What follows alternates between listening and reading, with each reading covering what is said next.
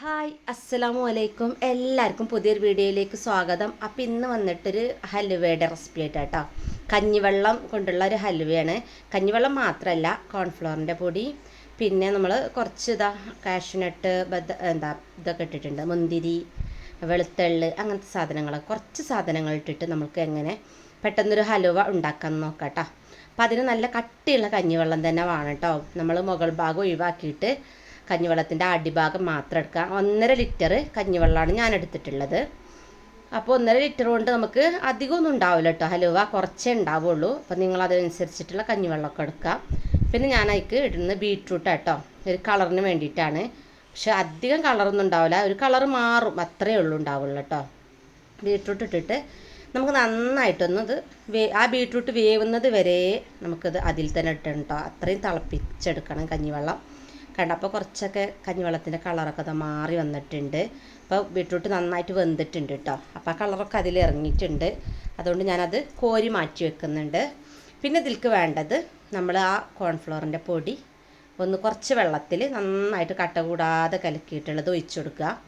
അപ്പോൾ അത് ഒഴിക്കുമ്പോൾ അറിയാം പെട്ടെന്ന് കട്ട കൂടും. അപ്പോൾ തീ കുറച്ച് വെച്ചിട്ട് നമ്മൾ നന്നായിട്ടൊന്ന് ഇളക്കി കൊടുക്കട്ടോ. പിന്നെ ഇടുന്നത് പഞ്ചസാരയാണ്. പഞ്ചസാര നിങ്ങളെ മധുരത്തിനനുസരിച്ച് ഇടുക.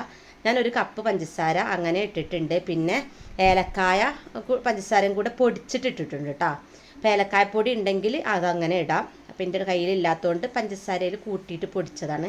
അത് കുറച്ചായിട്ട് ഇട്ട് കൊടുത്തിട്ട് നമുക്ക് നന്നായിട്ടൊന്ന് ഇളക്കിയെടുക്കാം. അപ്പോൾ ഇനി കഞ്ഞിവെള്ളം കുറുകി നമ്മളെ ചട്ടിയിൽ ഒട്ടുന്ന ആ ഒരു പരുവാവോളം നമുക്കിത് കുക്ക് ചെയ്തെടുക്കാനുണ്ട്. അപ്പോൾ ഈ ഹലുവ നല്ല ടേസ്റ്റാട്ടോ. മൈദ ഇട്ടിട്ടല്ലല്ലോ, മൈദ ഇടുമ്പോൾ നല്ലൊരു കടിക്കാനൊക്കെ ഭയങ്കര ബലമായിരിക്കും. ഇതങ്ങനെ നല്ല സോഫ്റ്റ് ഹലുവയാണ്. അപ്പോൾ നമുക്ക് ആ ഒരു പഞ്ചസാര കുറച്ചായിട്ട് ആ പൊടി ഇട്ട് കൊടുക്കട്ടെ, പഞ്ചസാരപ്പൊടി. ഇപ്പോൾ കണ്ടോ, കുറച്ച് നേരമായി ഞാൻ ഇളക്കിക്കൊണ്ടിരിക്കണം. ഇതൊക്കെ ഒന്ന് കുറച്ച് തിക്കായി വന്നിട്ടുണ്ട്. അങ്ങനെ ഇളക്കിയിട്ട് ഞാനിത് ഒരു അരമണിക്കൂറോളം കൈവിടാതെ ഇളക്കി കൊടുത്തിക്കണം കേട്ടോ. പിന്നെ കുറച്ച് മുന്തിരി, അണ്ടിപ്പരിപ്പ് കട്ട് ചെയ്തിട്ടുള്ളത് കൂടെ ഇട്ട് കൊടുക്കുന്നത്. പിന്നെ കുറച്ച് വെളുത്ത എള്ളും കൂടിയാണ്. അപ്പോൾ അത് ഓപ്ഷനിലാണ്. ഇട്ട് കൊടുത്താൽ നമുക്ക് കാണാനൊക്കെ നല്ലൊരു ഭംഗിയുണ്ടാവും, കഴിക്കാനും ഇങ്ങനെ ഒരു കടിക്കൂട്ടും അതൊക്കെ. അപ്പോൾ നല്ല ടേസ്റ്റ് ആയിരിക്കും.